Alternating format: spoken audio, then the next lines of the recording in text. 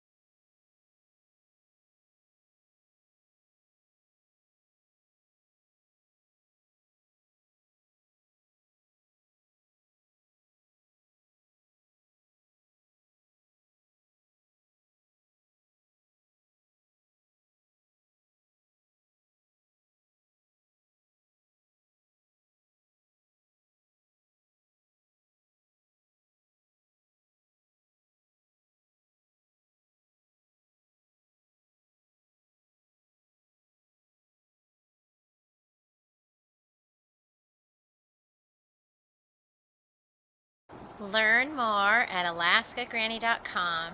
Please subscribe to the Alaska Granny channel.